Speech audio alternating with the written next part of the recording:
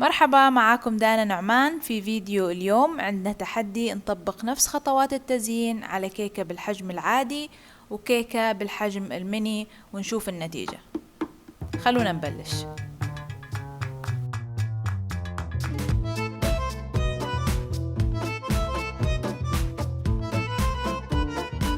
أول خطوة رح أقسم الكيك إلى شرايح. أنا بستخدم سكين طويلة ومسننة لهذا الغرض.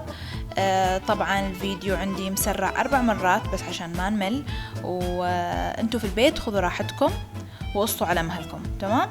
راح نبلش من الجوانب وندخل السكين بحركة من فوق لتحت لحد ما تطلع من الجنب الثاني. بعدين راح نكرر نفس الخطوات بالضبط على الميني كيك.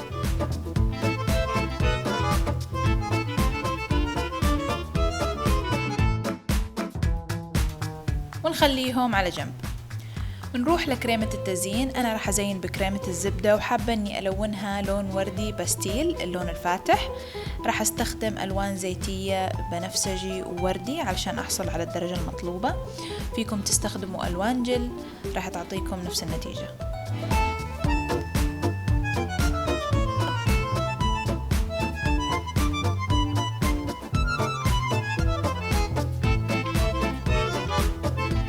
نضيف ونخلط لحد ما نحصل على الدرجة اللي بدنا إياها.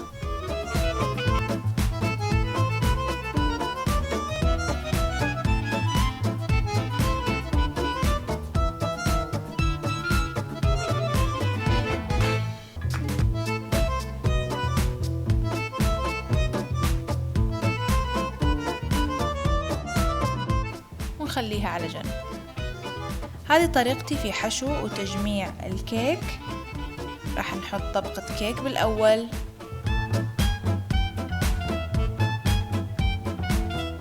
شراب السكر،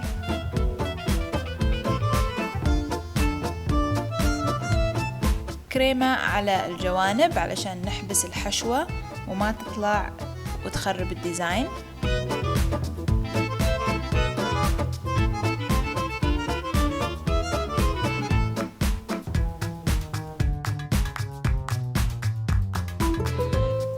نحط مقدار الحشوة اللي بدنا إياه في النص، نفرده ونكرر الخطوات لحد ما نخلص كل شرايح الكيك اللي موجودة عندنا.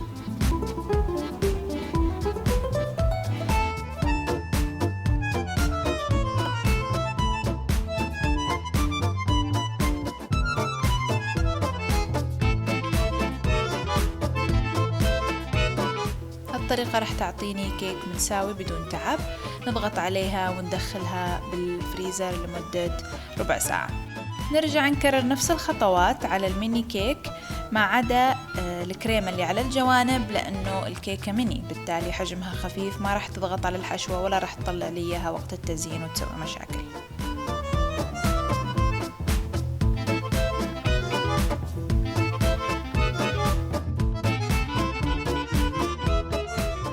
وندخلها تبرد. حاليا خلصنا من الجزء الفوضوي. ننظف المكان ونبلش نكمل شغل. وبعد ما يبرد الكيك نتبع الخطوات التالية. طبعا الفيديو بيشرح نفسه وما محتاج تفصيل.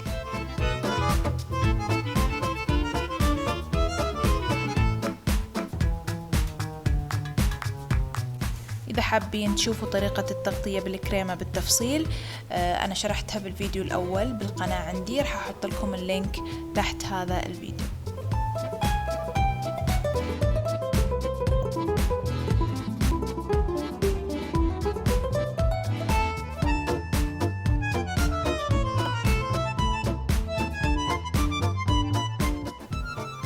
بعد ما نخلص من التغطية نرجع الكيكة مرة ثانية ويمكن مرة ثالثة على الثلاجة تبرد.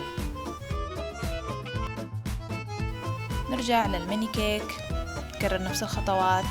وإذا حابين تعرفوا درجة اللون الأزرق هذا فهو بستيل خلطت فيه لون أزرق مع بنفسجي.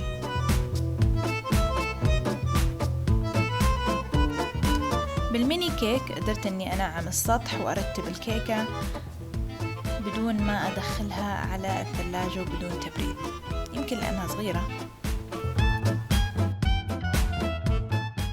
أما الكيك بالحجم العادي الكبير فكان هذا الموضوع أسهل بعد التبريد.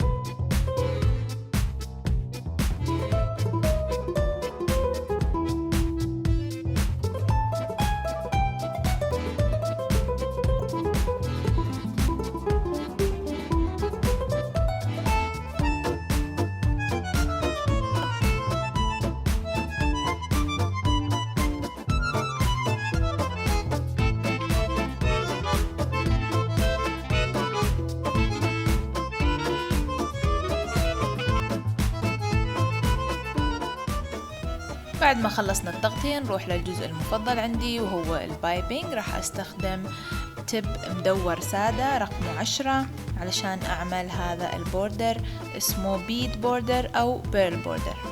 شو رأيكم؟ حلو صح؟ طبعا الدريبينج معشوق الجماهير.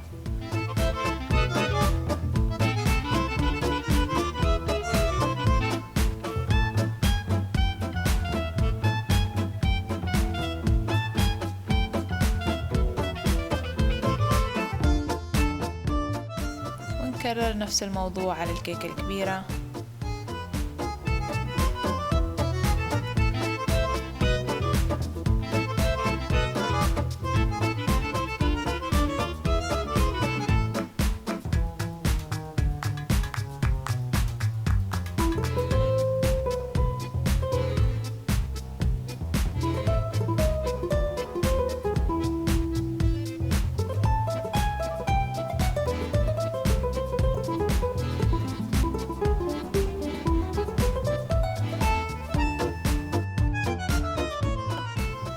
وبالأخير ديكور بسيط بحبات الفريرو والشوكولات كيرز بالشوكولاتة البيضاء، عبارة عن لوح شوكولات أبيض، قالب كبير سخنته مدة 10 ثواني بالمايكروويف، واستخدمت قشارة الخضروات علشان أحصل على هذه الكيرز الجميلة.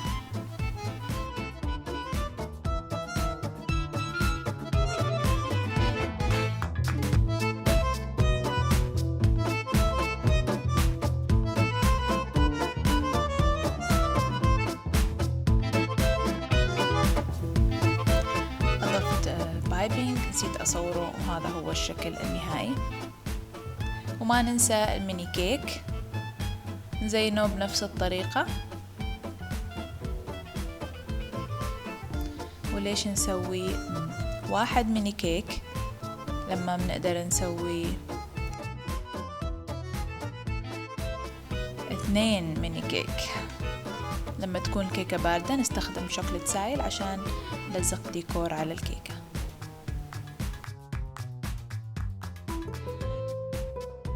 هذا كل شي لليوم. شفتوا كيف انه بنفس الخطوات ممكن نزين اي شكل واي حجم من الكيك.